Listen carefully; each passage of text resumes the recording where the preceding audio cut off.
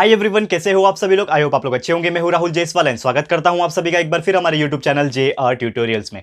Friends, आज again आपके सामने एक मोस्ट इंपॉर्टेंट साइंस का लेक्चर वीडियो लेकर आ गया दोस्तों, जिसमें हम पढ़ने वाले हमारे 10th स्टैंडर्ड के लिए साइंस 2 सब्जेक्ट का जो हमने सेकंड चैप्टर की शुरुआत की थी दोस्तों, जिसका नाम है chapter number 2 life processes in living organism, जो पार्ट 1 है। इसका आज हम लेक्चर नंबर 3 आपके लिए लेकर आ गए। तीसरा लेक्चर आज कंटिन्यू हम लेने वाले दोस्तों, एंड ये लेक्चर काफी ज्यादा इंपॉर्टेंट है एंड इसमें हम लोग बहुत सारी चीजों के बारे में बात करने वाले। लेकिन before starting the lecture I want to tell you something. हर लेक्चर में मैं स्टार्टिंग में ये चीज बोल रहा हूं क्योंकि ये जो मैसेज मैं पहुंचाने की कोशिश कर रहा हूं ये सब तक पहुंच जाए, फिर उसके बाद हम नहीं बोलेंगे। बट बेसिकली अभी जितने भी वीडियोस हम रिसेंट में रिकॉर्ड कर रहे हैं, रिसेंट में बना रहे हैं, उसके स्टार्टिंग में मैं ये चीज हमेशा बोल रहा हूं, जो कि है कि आपको मैं बता दूं just for your general information कि हमारा 10th स्टैंडर्ड के लिए अगर मैं बात करूं तो ये जो साइंस सब्जेक्ट है, both science part 1 and science part 2, दोनों के बहुत सारे वीडियोस हमने ऑलरेडी बहुत पहले ही बना के रखे हुए हैं।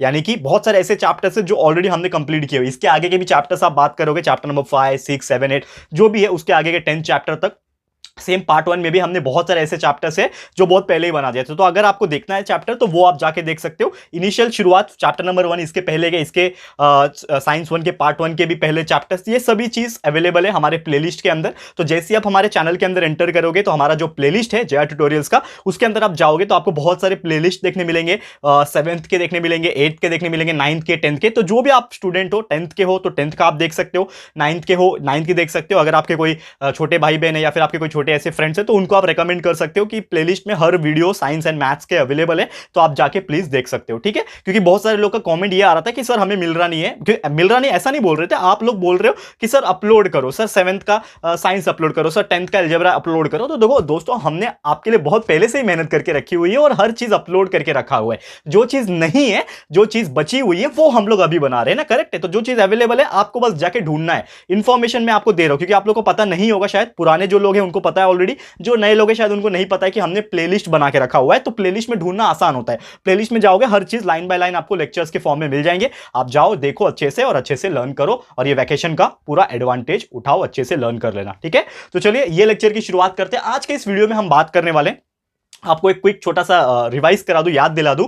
तो लेक्चर नंबर जो 2 था, इसके पहले हमने देखा था कि किस प्रकार हमारे बॉडी के अंदर, हमारे शरीर के अंदर एनर्जी बनती है। एनर्जी प्रोडक्शन मैंने बताया था कि कैसे हम लोग खाना खाते हैं और ऑक्सीजन लेते हैं तो उसका रिएक्शन हमारे अंदर होता है, glycolysis and tricarboxylic acid cycle, TCA cycle जिसको बोलते हैं, फिर इलेक्ट्रॉन ट्रांसफर चेन रिएक्शन। ये तीनों स्टेप बाय स्टेप प्रोसेस से मैंने आपको एक्सप्लेन किया था। तो अगर आपने लेक्चर नंबर 2 नहीं देखा है, इसके पहले वाला, तो जरूर देख लेना क्योंकि वो सबसे ज्यादा इंपॉर्टेंट लेक्चर है पूरे चैप्टर के अंदर, ठीक है ना। क्योंकि आपको पता चल जाएगा कि आपके अंदर एनर्जी बनता कैसे है और कार्बन डाइऑक्साइड जो आप निकालते हो बाहर वो कैसे आता है। वो सभी चीज मैंने प्रॉपर्ली एक्सप्लेन किया हुआ है उस वीडियो में, जाके जरूर देखना। आज का लेक्चर में हम लोग बात करने वाले, जो टॉपिक हमें पढ़ना है वो है energy from the different food components. तो नॉर्मली ज्यादा बड़ा लेक्चर नहीं है आज का छोटा सा लेक्चर है, लेकिन इसमें हम लोग बात करेंगे किस प्रकार एनर्जी जो है अलग अलग कंपोनेंट से हमें मिलती है। तो एनर्जी एनर्जी क्या है? Energy from the different food components, energy from different food components, ठीक है।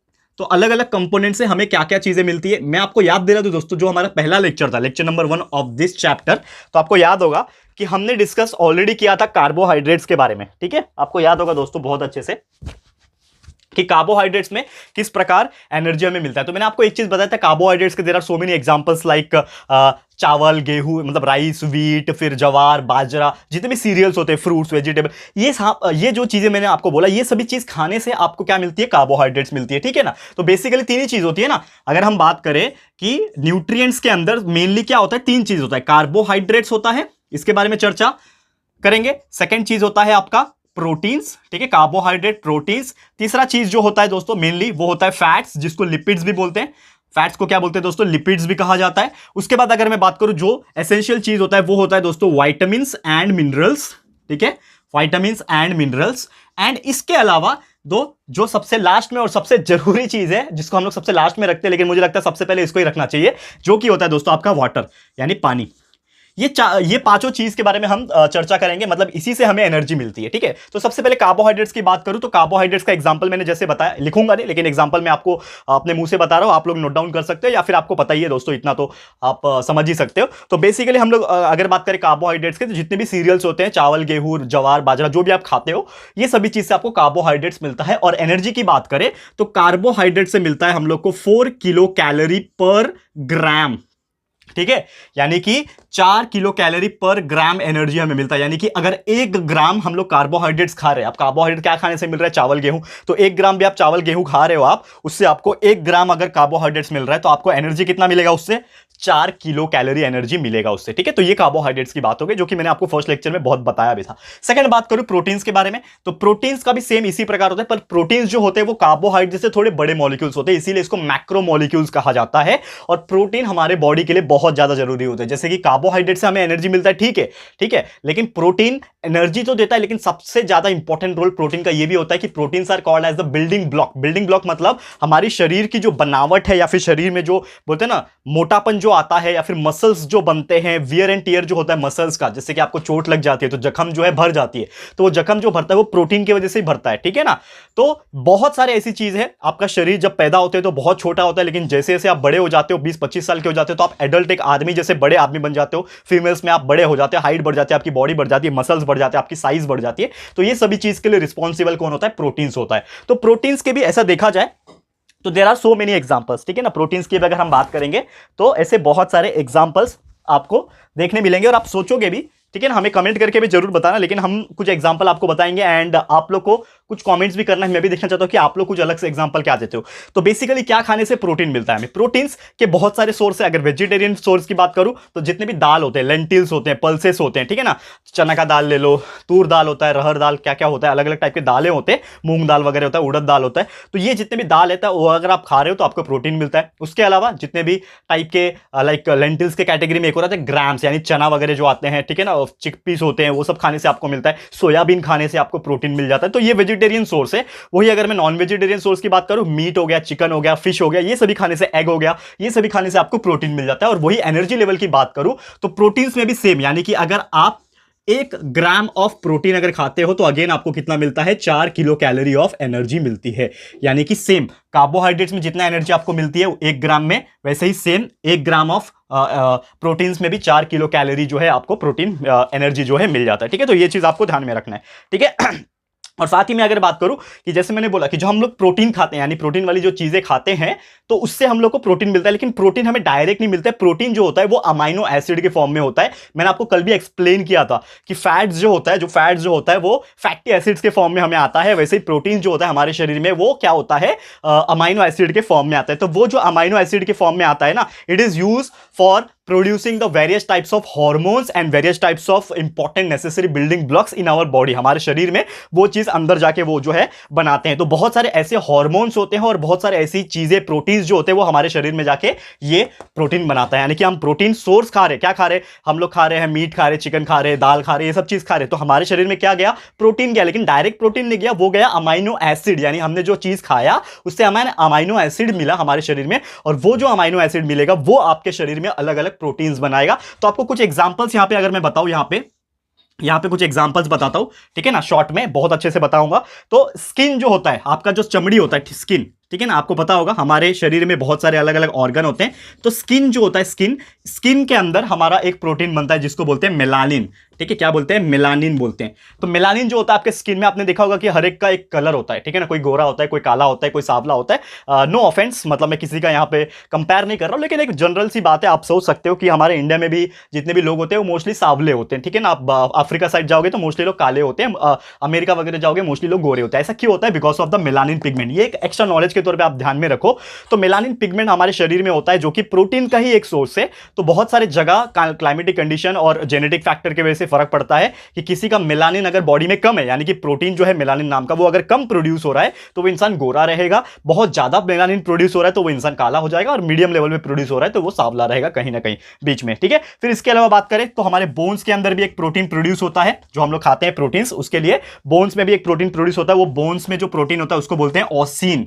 ठीक है ना, तो ऑसिन नाम का बोन्स में प्रोटीन होता है। वैसे ही बात करें पैनक्रियास जो होता है हमारा, ठीक है ना, पैनक्रियास के अंदर भी प्रोटीन होता है जिसको हम लोग बोलते हैं इंसुलिन। ये तो आपको पता ही है, इंसुलिन मैंने आपको बताया था। इंसुलिन क्या होता है, हमारा ब्लड में जो शुगर लेवल होता है उसको मेंटेन करता है ताकि हमें डायबिटीज वगैरह ना हो। लेकिन कभी कभी ऐसा होता है कि हमारा जो शुगर इंटेक होता है, हम बाहर से जो इंटेक लेते हैं शुगर का, बहुत ज्यादा होता है, या फिर जेनेटिक्स भी होता है, फादर को है मदर को है तो हमारे को भी हो सकता है, तो वो इंसुलिन उसको मेंटेन नहीं कर पाता, इसीलिए हमें डायबिटीज वगैरह हो जाता है। फिर इसके अलावा अगर बात करें तो मसल्स जो होते हैं, हमारा जो जितने भी मसल्स होते हैं उसमें एक्टिन और मायोसिन, ठीक है ना, एक्टिन और मायोसिन नाम का क्या होते हैं, दो प्रोटीन प्रेजेंट होते हैं जो भी मसल्स होते हैं। जैसे कि आप मसल्स देखोगे तो ये जो कॉन्ट्रैक्ट और रिलैक्स जो हो रहा है, यानी कि फ्लेक्सिबिलिटी जो प्रोवाइड करता है मसल्स को, ये एक्टिन और मायोसिन नाम के प्रोटीन्स ही प्रोवाइड करते हैं। फिर सेल के अंदर सेल मेम्ब्रेन्स होता है, ब्लड के अंदर हेमोग्लोबिन, सब चीज नहीं लिखा रहा हूं लेकिन आपको कुछ बोल भी रहा हूं, तो ब्लड के अंदर भी एक प्रोटीन होता है जिसको बोलते हैं हेमोग्लोबिन। आपको पता है ये हेमोग्लोबिन रेड कलर का होता है, इसीलिए हमारा खून लाल होता है। और एक और सबसे इंपॉर्टेंट चीज होता है एंटीबॉडीज। आपको पता होगा एंटीबॉडीज कितना जरूरी है ताकि वो बीमारियों से लड़ सके।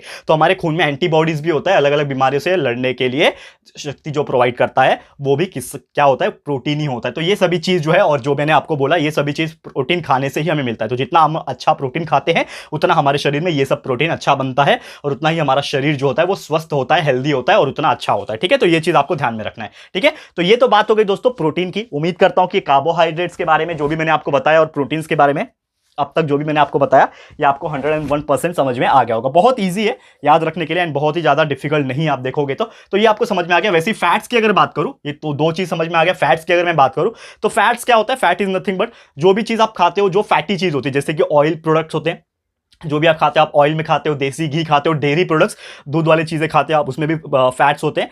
ठीक है ना, और इसके अलावा घी वगैरह खाते हो एंड सो मेनी थिंग्स जो होते हैं, जैसे फिश वगैरह भी खाते हो, तो फिश भी जो होते हैं जो फैट वाली फिशें होती हैं, जो मोटी मोटी फिशें होती हैं जिसमें फैट्स के लेयर होते हैं। आप मटन अगर खाते हो तो उसमें भी फैट्स होते हैं। तो ये सब चीज अगर खा रहे हो तो आपको क्या मिल जाता है दोस्तों, आपके शरीर में फैट्स या फिर लिपिड्स बन जाता है, और ये सब चीज खाने से आपको जो एनर्जी मिलता है वो बहुत ज्यादा मिलता है एज कंपेयर टू कार्बोहाइड्रेट और प्रोटीन्स। ये चीज ध्यान में रखना। और इसका मैं आपको बताऊं तो आप भी शॉक हो जाओगे, 9 किलो कैलोरी पर ग्राम, यानी कि 1 ग्राम आप फैट खाते हो तो आपको 9 किलो कैलोरी एनर्जी मिलती है, जो कि कार्बोहाइड्रेट्स और प्रोटीन से लगभग डबल है, डबल से भी ज्यादा है। 4 का डबल 8 होता है, तो ये तो 9 है। तो आप सोच सकते हो कि फैट्स खाने से आपको एनर्जी बहुत ज्यादा मिलता है, लेकिन इसका डिसएडवांटेज भी होता है कि फैट्स आपका शरीर को ज्यादा बड़ा बना देता है, तो वो चीज गलत होता है। इसके लिए हमें फैट्स बहुत ज्यादा भी नहीं खाना चाहिए, लेकिन आपको एटलीस्ट इतना सफिशियंट अमाउंट में फैट की जरूरत है। जैसे बहुत लोग होते हैं ना जिमिंग के चक्कर में, डाइटिंग के चक्कर में इतना कंज्यूम कम कर देते हैं फैट्स को, बिल्कुल खाते ही नहीं है फैट्स को, तो वो देखना बॉडी तो एकदम फिट दिखेगी, सिक्स पैक्स एब्स वगैरह दिखेंगे, लेकिन कुछ समय के बाद देखना उनको कुछ ना कुछ बीमारी हो जाती है एंड वो बहुत प्रॉब्लम में आ जाते हैं। तो आपने देखा होगा अक्सर जो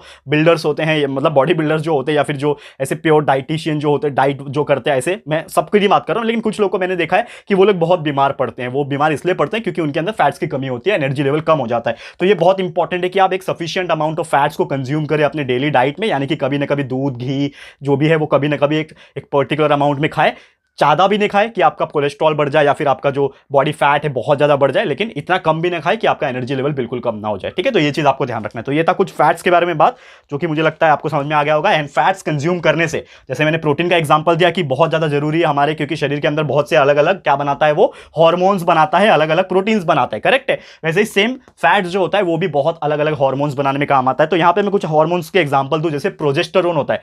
तो प्रेगनेंसी जो होती है फीमेल्स में, जो प्रोजेस्टेरोन हार्मोन होता है वो बहुत ज्यादा हेल्प करता है प्रेगनेंसी में। फिर ईस्ट्रोजन और टेस्टोस्टेरोन, ईस्ट्रोजन फीमेल का सेक्स हार्मोन होता है, वही अगर मेल जो बात करो, इंसान आदमी की बात करो तो मेल में टेस्टोस्टेरोन नाम का एक सेक्स हार्मोन होता है। तो वो दो चीज ये बहुत इंपॉर्टेंट रोल प्ले करता है। तो वो जो प्रोड्यूस होता है हमारे शरीर के अंदर, मेल है तो मेरे अंदर टेस्टोस्टेरोन होगा, कोई फीमेल होगी तो उसके अंदर एस्ट्रोजन होगा। तो वो जो हार्मोन जो बनाता है वो कौन बनाता है, ये फैट्स बनाता है। तो आप जितना फैट्स खाओगे, अच्छा मतलब बहुत ज्यादा भी नहीं लेकिन एक सफिशिएंट क्वांटिटी में खाओगे, तो उतना अच्छा आपके अंदर हार्मोन्स जो है बनेगा, और जितना अच्छे से हार्मोन बनेगा आपके शरीर की बनावट रचना एंड आपके अंदर का जो एल्गोरिदम है वो बहुत अच्छे से वर्क करेगा। तो ये भी चीज आपको ध्यान में रखना है। Last but not the list, last नहीं है, सेकंड लास्ट की अगर बात करूं, मिनरल्स एंड विटामिन। तो मिनरल्स एंड विटामिन सभी को पता है, ये तीन चीज तो हमारे लिए बहुत जरूरी है क्योंकि ये बेसिक न्यूट्रिएंट्स है। लेकिन इसके अलावा विटामिन्स एंड मिनरल्स जो कि बहुत ज्यादा इंपॉर्टेंट है, और इसका रोल हमारे लिए बहुत इंपॉर्टेंट हो जाता है क्योंकि ये अलग अलग बीमारियों से लड़ने में हमें हेल्प करता है।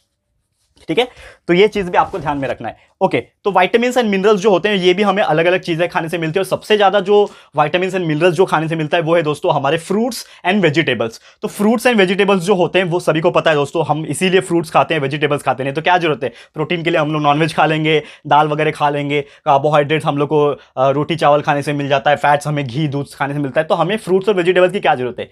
फ्रूट्स और वेजिटेबल हम इसीलिए खाते हैं दोस्तों क्योंकि हमें उससे मिलती है विटामिन एंड मिनरल्स, जो कि ये तीनों में से नहीं मिलती है। तो ये चीज ध्यान रखना, फ्रूट्स एंड वेजिटेबल्स खाना इतना ही जरूरी है जितना ये। लेकिन कंपैरेटिवली जो हम लोग ये 3 टाइम खाते होंगे, सुबह शाम दोपहर तीनों टाइम हम खाना खाते हैं, तो खाने में तो ये 3 चीज होती ही है, कार्बोहाइड्रेट प्रोटीन फैट्स। लेकिन हमेशा हम फ्रूट्स और वेजिटेबल्स नहीं खाते। फ्रूट्स और वेजिटेबल हम लोग अल्टरनेट खाते हैं, या फिर आज सुबह खा लिया तो रात को खा लिया, कल खा लिया, ऐसा हम लोग खाते हैं। तो फ्रूट्स एंड वेजिटेबल रोज लेना भी कंपलसरी नहीं है, लेकिन अगर आप रोज लेते हो तो आपकी सेहत बहुत अच्छी रहेगी, तो ये बहुत इंपॉर्टेंट है। तो fruits and vegetable is very important. And generally vitamin की अगर बात करूं तो विटामिन 6 टाइप के होते हैं, टोटल 6 टाइप के विटामिन होते हैं, जिसमें अगर वो 6 टाइप के विटामिन का नाम में अगर लिखूं तो ए बी सी डी ई और के, ये 6 टाइप के विटामिन होते हैं, A B C D E K. Vitamin A, vitamin B, vitamin C, vitamin D, vitamin E, vitamin के।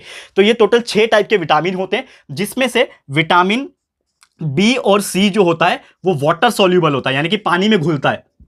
हम लोग जो खाते हैं वो पानी में जाके डिसॉल्व हो जाएगा, और जो बच गया यानी कि ए डी ई और के, तो ए डी ई के जो होता है वो फैट सॉल्यूबल होता है। ये आपको ध्यान में रखना है, ये क्वेश्चन कभी कभी पूछता है which vitamin are the water soluble and which vitamin are the fat soluble. तो विटामिन बी और सी, बस इतना याद रखना है, बी और सी वाटर सॉल्यूबल होता है, जो बच जाएंगे वो फैट सॉल्यूबल होते हैं, ये आपको ध्यान में रखना। And last but not the least, ये आपका है वाटर, जो कि सबसे इंपॉर्टेंट चीज है। तो हमारे शरीर में लगभग अगर मैं बात करूं, पानी जो होता है लगभग 60% से 65% से लेके 70% जो है हमारा शरीर पानी से ही बना है, ये सभी लोग एग्री भी करेंगे। और हमारे खून के अंदर, हमारे जो ब्लड होता है, ब्लड के अंदर लगभग 90% पानी है। 90% जो खून है हमारा पानी से ही भरा है। जो प्लाज्मा होता है ब्लड के अंदर वो पानी से ही बनता है, जो हम लोग खाते हैं, कंज्यूम करते हैं, पानी पीते हैं, उसी से बनता है। इसीलिए हमें पानी पीना बहुत इंपॉर्टेंट है, और डाइजेशन के लिए भी इंपॉर्टेंट है पानी पीना। और वाटर सबसे ज्यादा एसेंशियल न्यूट्रिएंट्स माना जाता है, क्योंकि एक टाइम पे आप खाना जो है वो लगभग थोड़ा कम खाओगे चलेगा, लेकिन पानी अगर आप बिल्कुल नहीं पीते हो तो आपकी डेथ भी हो सकती है। ये इंपॉर्टेंट चीज आपको ध्यान में रखना है, ठीक है।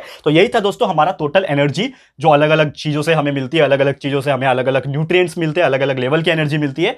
तो ये हमारा आज का लेक्चर यहीं पे समाप्त होता है दोस्तों। बहुत ही इंपॉर्टेंट एंड एसेंशियल लेक्चर था, और उम्मीद करता हूं आपको समझ में आ गया होगा। तो नेक्स्ट लेक्चर लेकर आऊंगा, जो कि हो सकता है हमारा आखिरी लेक्चर हो इस चैप्टर का, जो कि होगा लेक्चर नंबर 4, जिसमें एक टॉपिक बचा हुआ है सेल डिवीजन नाम का, जो कि बहुत अच्छे से हम बताएंगे आपको कि किस प्रकार एक सेल से हमारा पूरा शरीर बनता है, एक सेल से 2 सेल बनते हैं, डिवाइड कैसे होते हैं सेल, इसीलिए उसका नाम सेल डिवीजन है। तो ये सभी चीज एक्सप्लेन करेंगे आपको अगले लेक्चर में। तो आज के लिए इतना ही। ये वीडियो आपको कैसा लगा है दोस्तों, प्लीज हमें कमेंट करके बताइएगा, अपनी राय और सजेशन जरूर से दीजिएगा। और अगर आपको ये वीडियो पसंद आया है, यूजफुल लगा है फ्रेंड्स, तो प्लीज ये वीडियो को लाइक कीजिएगा, शेयर कीजिएगा अपने सारे फ्रेंड्स लोगों को, फटाफट से शेयर कर देना। एंड अगर आपने अभी तक इस चैनल को सब्सक्राइब नहीं किया है तो फटाफट से हमारे इस चैनल को भी सब्सक्राइब कर देना, साथ में बेल आइकन को हिट कर देना दोस्तों।